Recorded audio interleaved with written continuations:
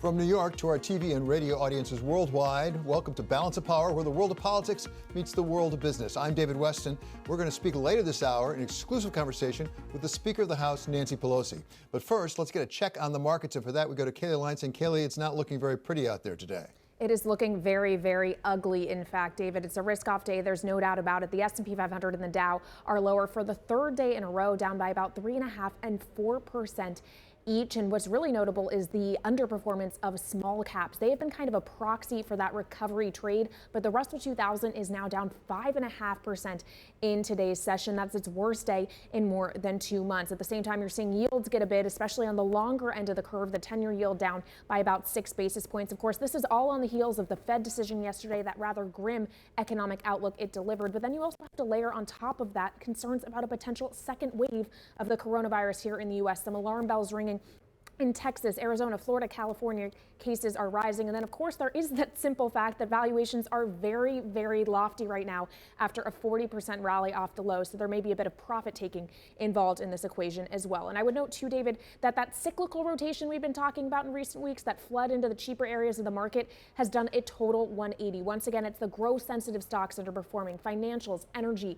the biggest laggards on the day. Energy, in fact, is actually down for a third day, down by about 14%. Over that time. That is the worst 3-day losing streak since all the way back in March 18th, before we hit the bottom. And what's lagging the least are those kind of classic virus safe haven plays. You got the likes of consumer staples, communications, tech. They're all still down by about 2 to 3%, but that is relative outperformance on a day like today, as we're seeing investors kind of flock back towards some of those stay-at-home stocks. Zoom Video Communications up by 4%. Kroger, the grocery store, up by more than 2%. Netflix getting a little bit of a lift here. Clorox actually is roughly flat on the day, but of course it is those virus safety plays that investors seem to be interested in, but there's only a few stocks that investors are really interested in today. There's only 11 stocks in the green in the S&P 500 at the moment, David. Okay, thank you so much to Kaylee Lyons for that rather grim market report. Well, a lot of people are focused on Washington when it comes to what's going on with the economy. The Fed has already done pretty much what it can do, although it says it'll keep going as far as it can. In the meantime, a lot of people are asking Congress what it needs to do next. For some answers, we turn now to Libby Cantrell. She is head of public policy at PIMCO. So, Libby, welcome. Always great to have you here. Does all this news, economic news, and for that matter, even COVID-19 news, put more pressure on Congress to have to step up on that so-called fourth phase of fiscal stimulus? Yeah, hi, David. Yeah, I think that's exactly right. I mean, what we heard from Secretary Mnuchin yesterday on the Hill, what we heard from Fed Chair Powell yesterday and his press conference, all sort of pointing to the fact that Congress does need to move. And, you know, our view has been that this is really a question of when, not if.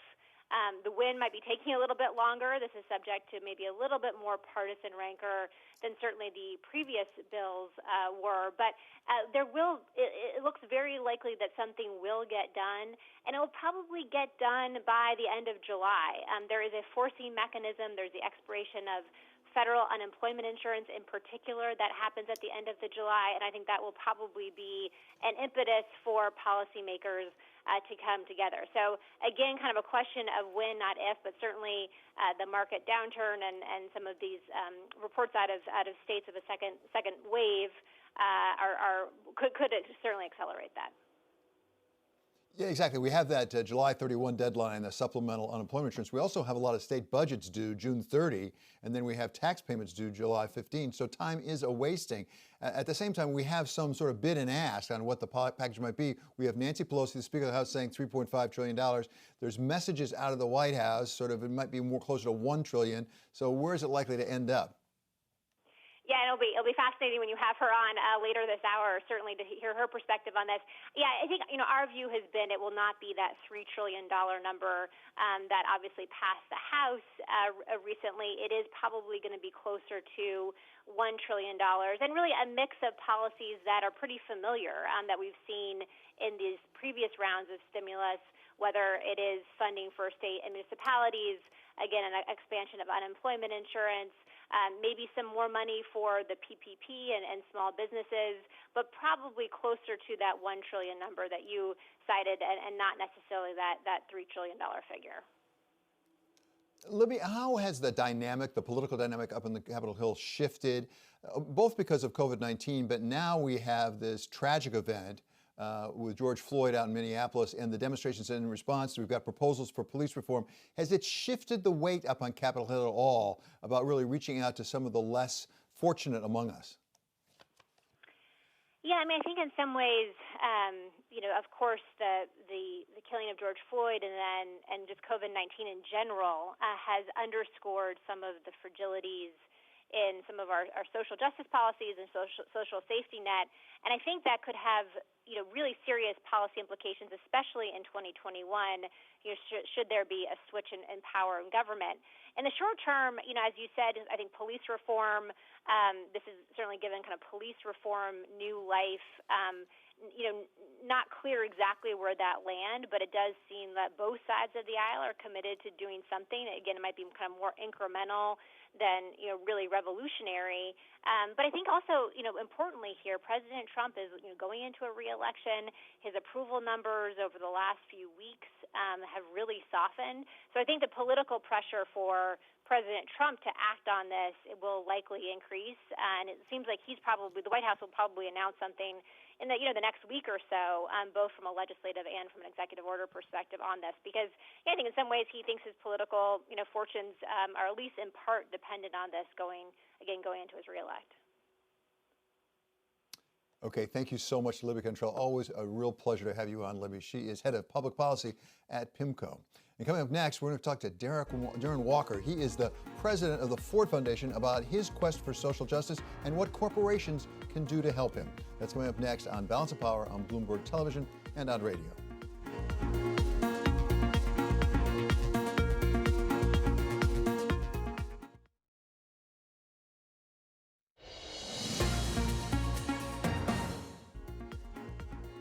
This is Balance of Power on Bloomberg Television and Radio. I'm David Westin. When Darren Walker took over the Ford Foundation, he really redirected the entire charity to say, let's address the question of social justice. He was right. We knew he was right, but we didn't know how urgent the need was until that tragic killing of George Floyd up in Minneapolis. And now we're all focused on that question, and we welcome now Darren Walker back to Bloomberg. Thank you so much, Darren, for being with us. As I say, you were totally right. It's ever more urgent than it has been in the past. But talk to the corporate America right now. What can corporate America do? We've heard a lot of CEOs talk about it. A lot of CEOs pledge money. But beyond the talk and the money, what can we do to change the system? Thank you, David. We have to first start by throwing out the old playbook for crises like this, which involves a corporation assembling a group of African Americans on a conference call, issuing an apology, the organization itself issuing an apology or a statement of solidarity on its website, and making some grants to the NAACP and the Urban League and getting back to business. That playbook will not work on this occasion.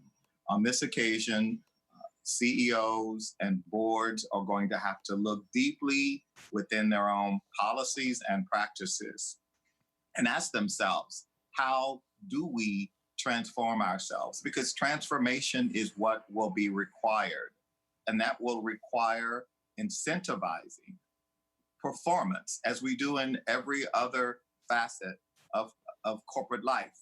We need to incentivize boards to increase diversity.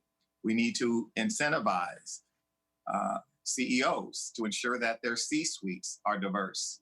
And we do that because this is a market, and market has investors. So I'm hopeful that investors who have influence in the market, investors like BlackRock, like many of the large fund managers, the asset managers, all together say it is time that we do better in corporate America.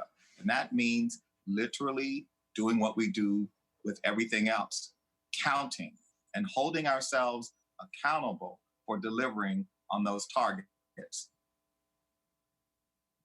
We definitely need to see some diversity, as it were, at the top. And that's African American and Hispanic. I know you'd agree with that readily. At the top of these corporations, I think to this day in the Fortune 500, it's only like 4 or 5 African American CEOs. But going beyond that, what about some of the policies advocated for down in Washington, Darren? What about tax reform? What about things like capital gains tax? What about things like increasing corporate taxes? Because there has to be, doesn't there have to be some redistribution of the assets of America? Well, we do have to have a conversation about our economy, because as a capitalist, a proud capitalist who believes that capitalism is the best way to organize an economy, I also believe that the current kind of capitalism we have in our country is not working for America. It is delivering outsized gains for people like me and you, David, because we've done incredibly well. If you own assets, if you own securities over these last years, we have done terrifically. But if you are the average working America, you have fallen behind. If you're the average person in the middle class in this country, you have fallen behind. And so we have to think about the policies, including tax policies, that ensure that we have shared prosperity in this country. We are not generating an economy today that is delivering on that promise. And that promise is essential for this country to survive. It's a powerful point, Darren, and you take us beyond the C-suite, which is terribly important, the leadership of the corporations, to those of us who own assets. Because as a practical matter, that C-suite ultimately responds to people who own their shares. Are you seeing a movement within institutional investors to really demand accountability, transparency and accountability of the corporations? I think it's too soon to know, but I think it will be interesting as many of the asset managers publish their annual letters, as they speak at conferences about their priorities. It will become clearer whether there is seriousness associated with some of the platitudes that so many have offered. Platitudes are helpful only if they are followed up with concrete actions. Darren, do you have a sense that this time may be different? Because let's be honest, we've seen other instances in the past when people have said, we're going to do better. And then people go on, they get distracted, they go back to their old ways. Is there reason for hope here that this time actually the momentum will continue and even increase rather than just dissipate as we pay attention to something else? David, I am very hopeful today about my country. I'm hopeful because I believe that the issue of racism, which throughout our history has had the air of deniability. Racism after the murder of George Floyd on that street in broad daylight, the perpetrator being videotaped knew that he was being videotaped, but assumed that he could kill a man, a Black man, with impunity. I don't believe racism is deniable as an option for white Americans. And I believe that for most white Americans, it was a heartbreaking thing to see that. Because I don't think for most white Americans, a racist country is what we want. And I don't think for all of us that the idea of a country that is not guided by the principles of justice and opportunity and fairness, that's not a country that any of us want. We want to live in a country, as the poet Langston Hughes wrote, let America be America. And when that happens, when that day comes, we will all rejoice in the idea of a beloved community, one where each and every one of us has an opportunity to get on that mobility escalator, the one that I got on. I'm in many ways a believer in what is possible in America. I was born in the bottom 1 percentile, and now I am firmly in the top 1 percentile, but I don't want to be a unicorn. I believe that this opportunity, the life that I have had and the privilege of living in this country and dreaming and having the possibility of realizing those dreams, that should be for every American, regardless of our zip code or our race. Darren, thank you so very much for being with us today. It's Darren Walker. He's the president of the Ford Foundation. And a little later on, we're going to talk with the Speaker of the House, Nancy Pelosi, about, among other things, the Justice and Policing Act that she is proposing. This is Balance of Power on Bloomberg Television and on radio.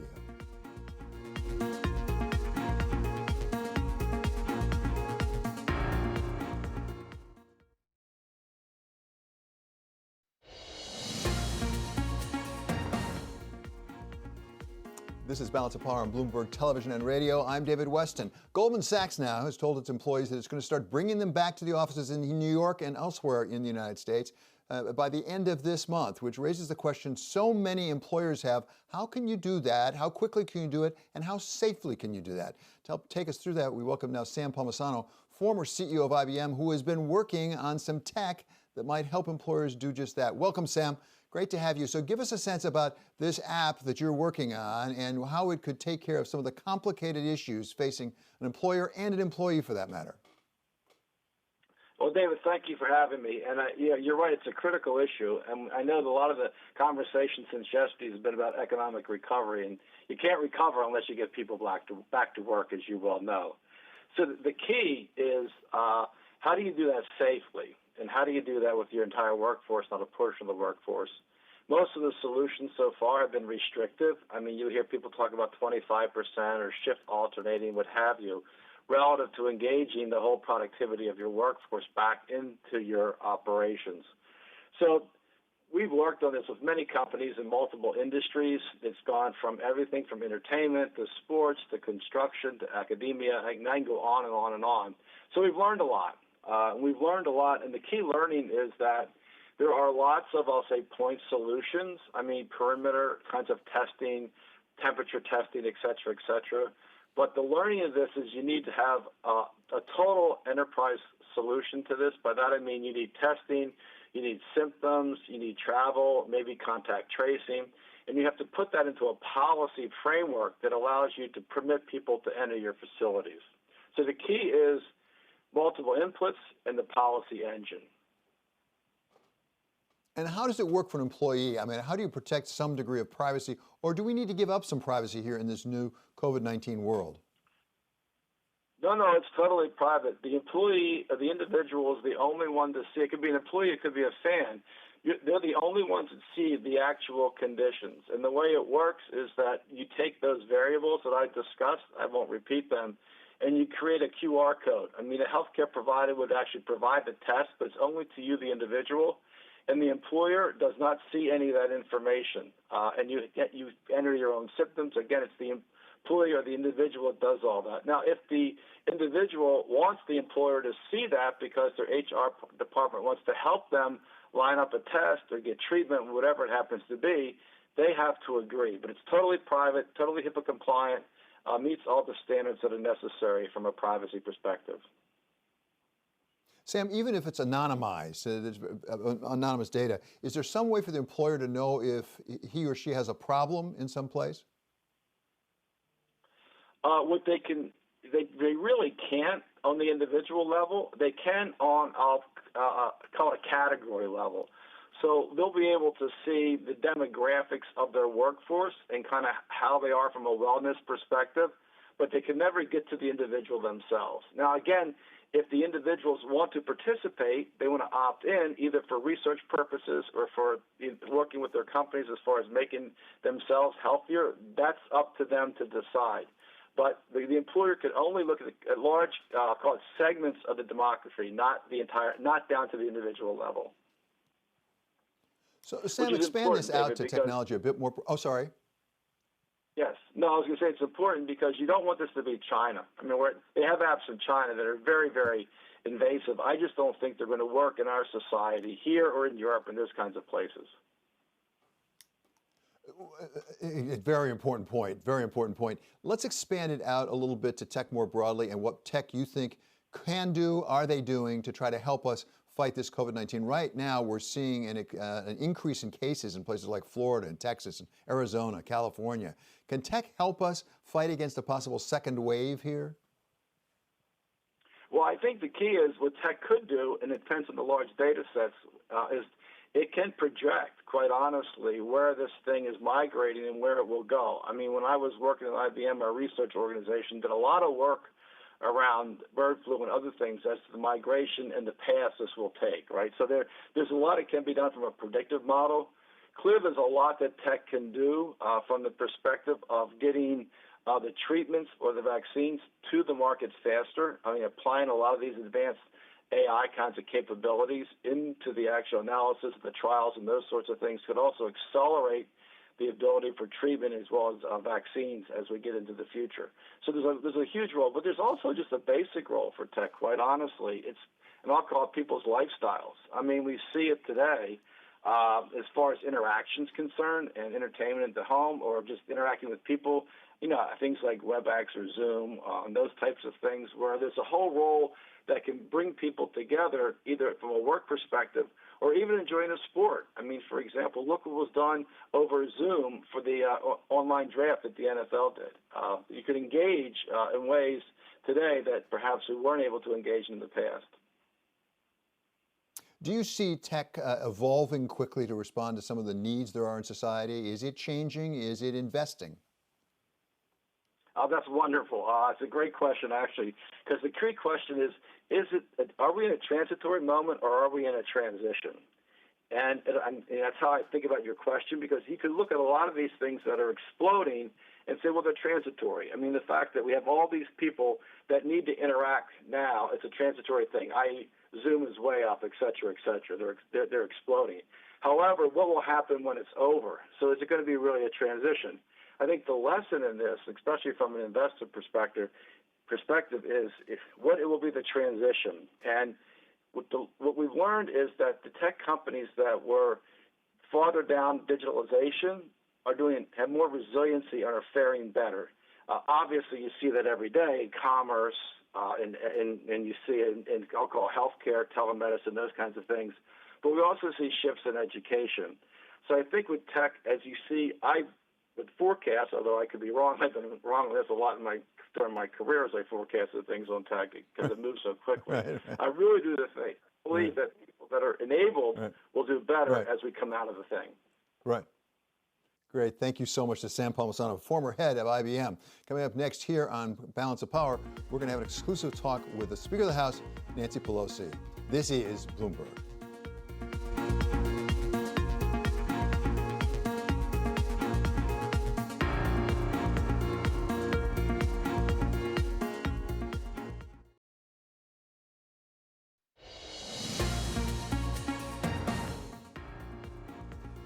This is Balance of Power on Bloomberg Television and Radio. I'm David Westin. It's time now for Bloomberg First Word News, and for that we go to Mark Crumpton. David, thank you. The top uniformed officer in the United States military has apologized for taking part in President Trump's church photo op last week. The chairman of the Joint Chiefs of Staff, General Mark Milley, said in a videotaped commencement address that he should not have been there. Authorities used tear gas and rubber bullets to clear protesters so the president, General Milley, and others could walk to the church. In the UK, officials say coronavirus contact tracers are off to a rough start. They failed to track down the details of a third of cases referred to them in their first week of operation. Tracers were given the names of more than 8,100 people, but reached about 5,400. The teams did identify more than 31,000 people who came in contact with them and advised about 85% of them to self-isolate. India is seeing a spike in coronavirus cases. The country reported nearly 10,000 new cases over the past 24 hours, the highest since the pandemic began. India has had more than 286,000 confirmed cases and 8,100 deaths. Most Indian states have lifted lockdown restrictions. Global news 24 hours a day, on air and on Quick Take by Bloomberg, powered by more than 2,700 journalists and analysts in over 120 countries. I'm Mark Crumpton. This is Bloomberg. David? Thank you so much, Mark. Coming up next on Balance of Power, we're going to speak exclusively with the Speaker of the House, Nancy Pelosi, about the Justice in Policing Act. That's coming up on Balance of Power on Bloomberg Television and on radio.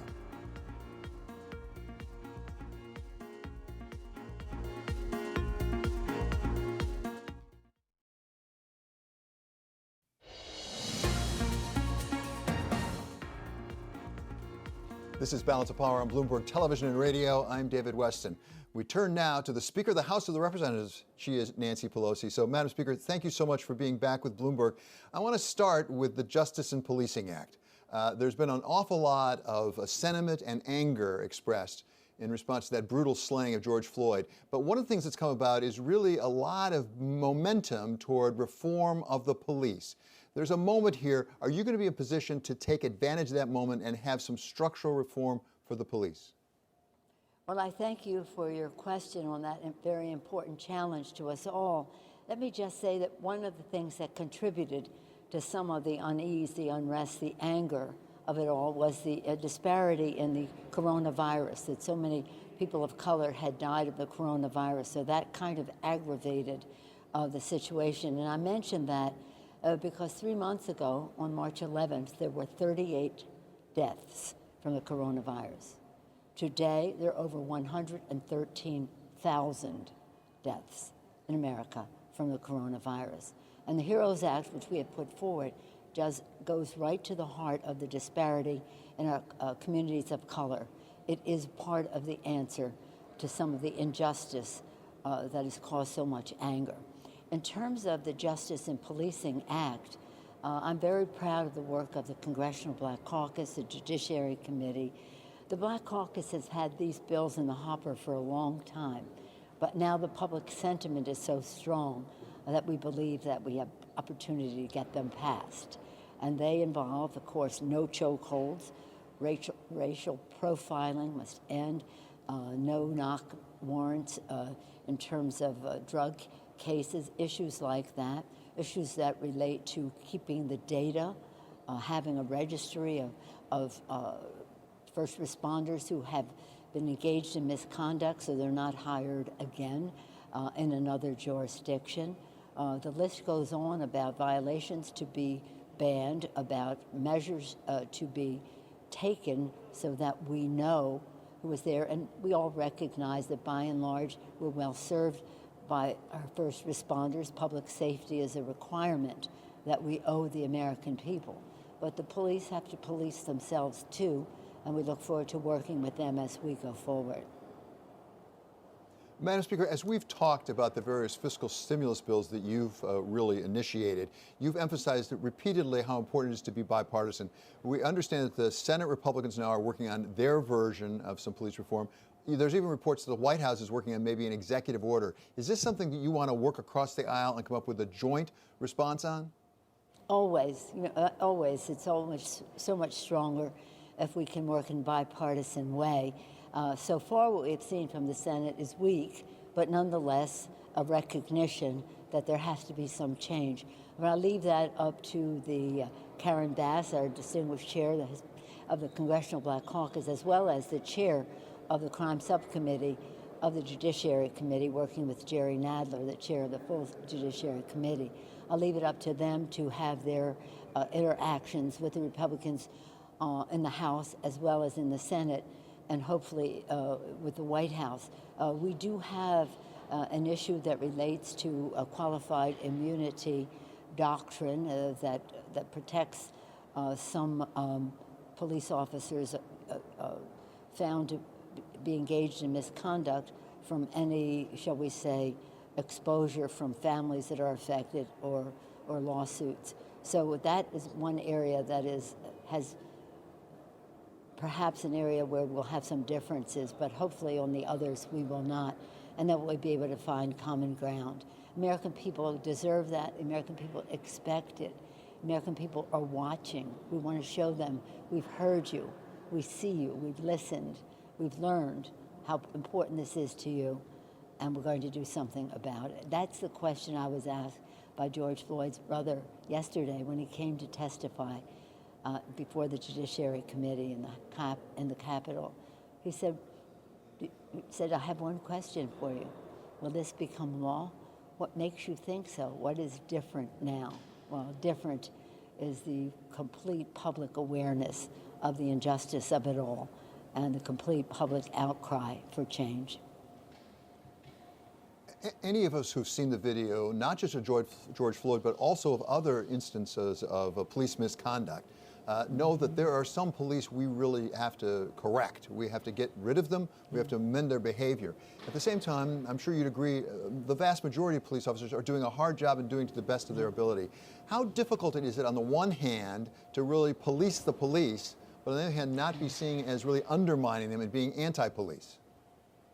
Well, I think that most of the police officers who are conducting themselves in a way that could be viewed publicly as responsible do not want to be painted with a brush of some bad apples that might be there in the mix. And so, again, policing the police is a responsibility that they have. But I also think that we have to recognize there's some racism that has to be addressed in our society as well as within our law enforcement community.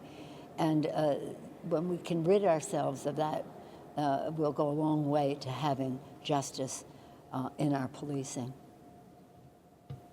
Are the police unions a help or a hindrance in the reform of policing?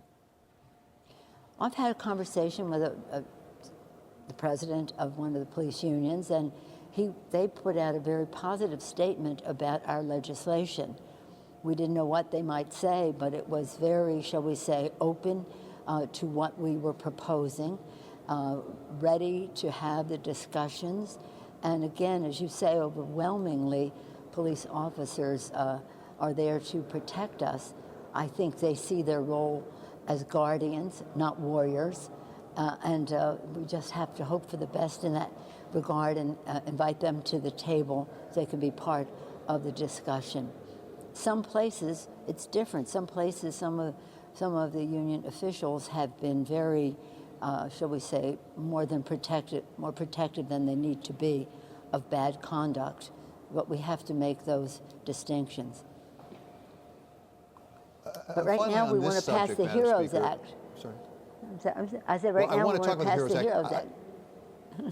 And I want to talk about exactly that. But before that, if this bill did become law, would it have prevented, you think, George Floyd's murder up in Minneapolis? You know, it was something, it just was explosive. It was pivotal. It was an inflection point. Use any term you want. It has made a tremendous difference.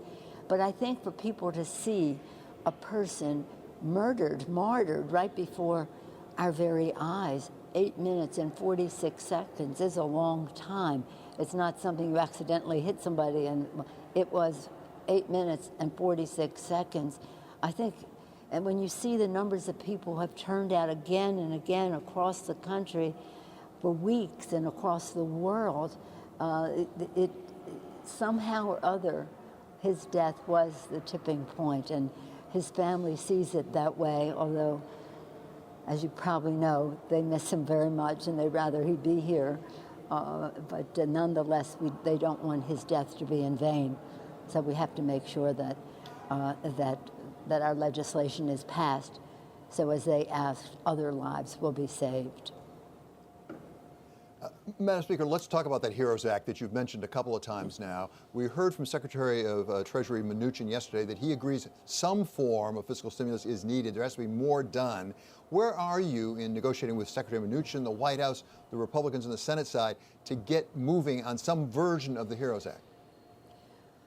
Well, we believe that the HEROES Act that we put together is a very focused, disciplined, necessary set of provisions, and that everything in there is something, except for one thing, OSHA standard protection for our workers in the workplace. Everything else in the bill has been something Republicans have voted on before. As I've said to you before, when the Republicans put forth their bills, people say that's a first offer. When I put forth my bill, they say, why isn't she doing it in a bipartisan way? Well, we invite, ours is a first offer too, we invite their participation. But it's absolutely essential. And if we don't do it, it's going to cost more. Not only did Secretary Mnuchin say that we need additional bipartisan legislation, the chairman of the Fed is, again, he reiterated what he said before.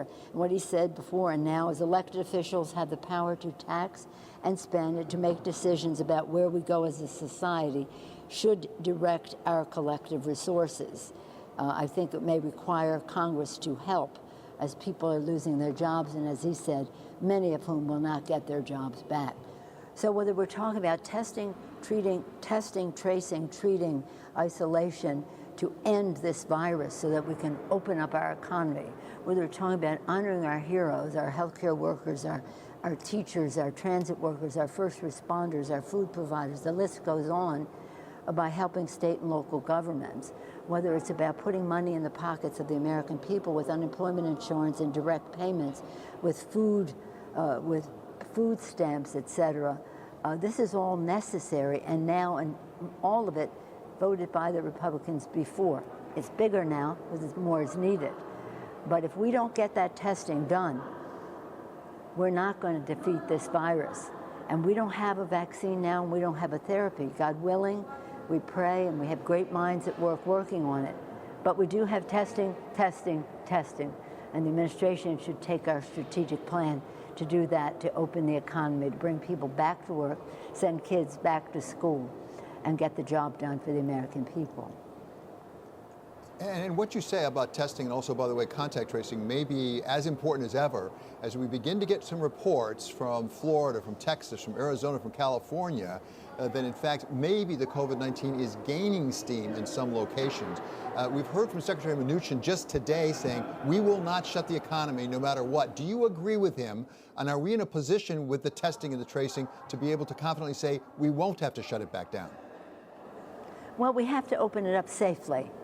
Because otherwise we're just going to go back and forth on this, and people will lose their lives. And the American people overwhelmingly have said they're more concerned about their health care, their good health, than going back to work, although everybody wants to go back to work or back to school. That's not even a discussion, but how to do it safely is a discussion. So to your question, what is a negotiation? Well, originally they said never, nothing, we're not doing anything. And then they said, well, we'll do $1 trillion. It's not enough. And then we don't know when we're going to do it, but we need to do something soon. So they've been changing their tune on it, and the American people will demand. We have bipartisan support across the country for everything that we are doing. And I'll remind you that everything we're doing for state and local government to honor our heroes, to keep their jobs, costs less than half of what the Republicans had in their tax scam to give the tax cut to the wealthiest people in America. 83% of the benefits going to the top 1%. This is a stimulus to the economy. Go look at speaker.gov/Heroes Act and see what this means to you where you live, in your state, in your county, in your township or city. Again, half of the tax cut. Thank you so very much, Madam Speaker. Always a privilege to have you with us. That is Speaker of the House, Nancy Pelosi. Stay safe. And in the meantime, the price of crude is now down almost 10%, about 9.5% last time we checked. This is Balance of Power on Bloomberg Television and on radio.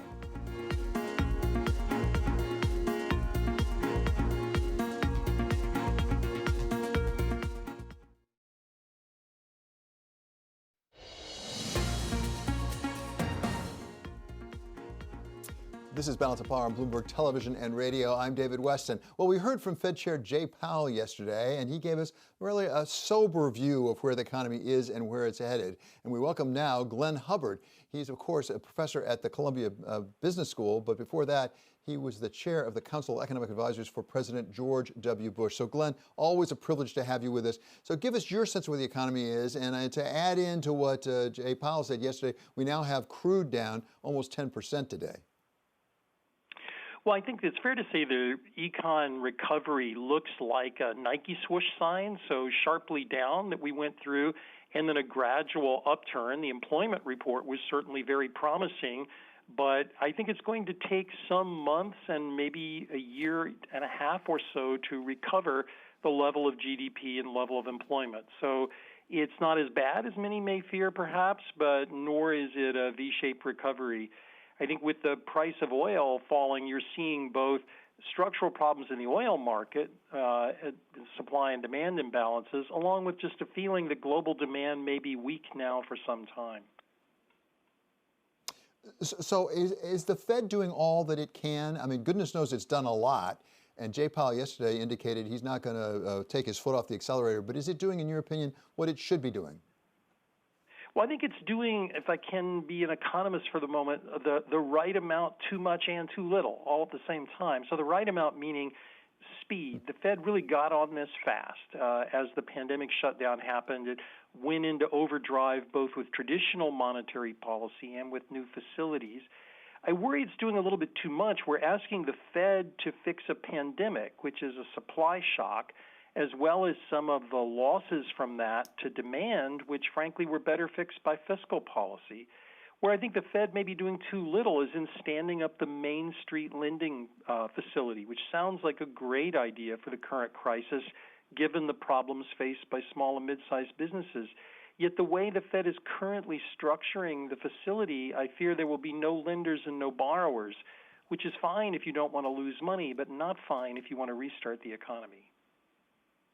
So Glenn, what is causing that? I mean, we've all been waiting. We keep asking, when is the Main Street lending facility coming? And we keep hearing, oh, a matter of days, matter of days. But what is causing it? Is it the statute? Does Congress basically say to the Fed, you can't afford to lose any money, so they have to be terribly cautious in this? Quite the opposite. Congress in the CARES Act appropriated $454 billion to the Treasury to stand up Fed programs, not just the Main Street facility, but some of the other Fed programs in which the Fed might lose money. That's appropriate, of course, because the taxpayers need to sign off through the Congress and the Treasury.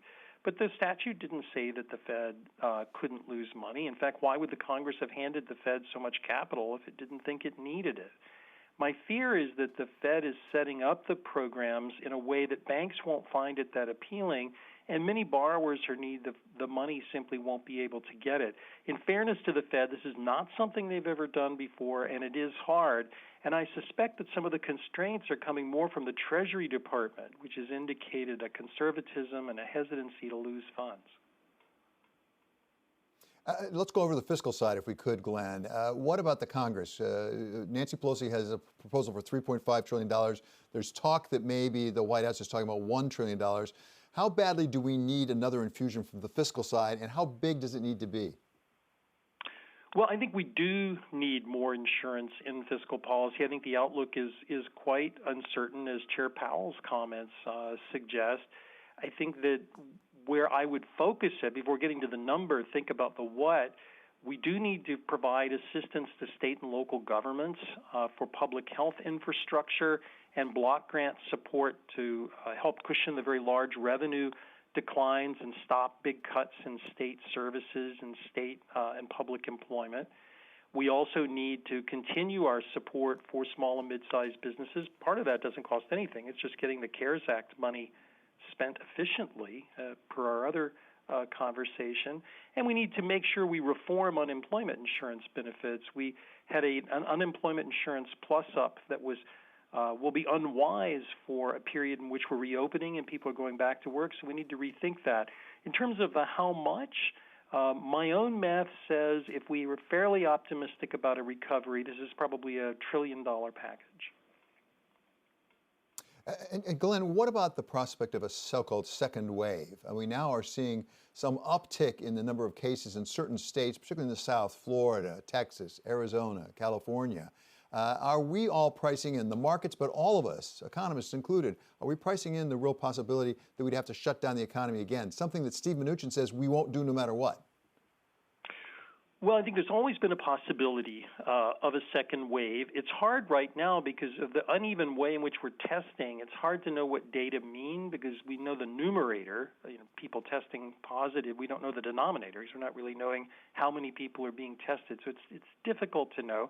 But I still think that a better tracing and testing regime. I don't think we're going to need to shut down the entire economy again. I think it's probably better more efficient strategies by subgroups of the population and parts of the economy. But obviously, if it's a major outbreak of the virus, that's different. And finally, Glenn, you've been concerned in the past about so-called demand destruction, about permanent damage to the economy. Do you remain concerned about that, or are your concerns somewhat alleviated? I remain concerned. What I was worried about were relationships that workers have with their firms have with other firms that can just get destroyed in a shutdown. and credit market imperfections make it very hard to build back up. I remain worried about that. I think it's quite possible the unemployment rate remains elevated for some time, and business failure rates remain elevated. That's an obvious economic challenge. It's also a major social challenge in politics. Glenn, can you hear me? Yes. I think we may have. Hello? Oh, good. Okay. Sorry, it clicked out there. Okay. Just clicking in and out. Sorry, Glenn. Thank you so much. It's great to have you with us. That's Glenn Hubbard of the Columbia Business School. Program note, tomorrow night, please join us for Wall Street Week at 6 p.m. Eastern Time. We're going to be joined by Larry Summers and Katie Koch of Goldman Sachs. In the meantime, in our second hour of Balance of Power on radio, we're going to be talking with the head of the Georgia State Democratic Party about what went on with their primary down there. That does it for the first hour of Balance of Power. I'm David Westin, and this is Bloomberg.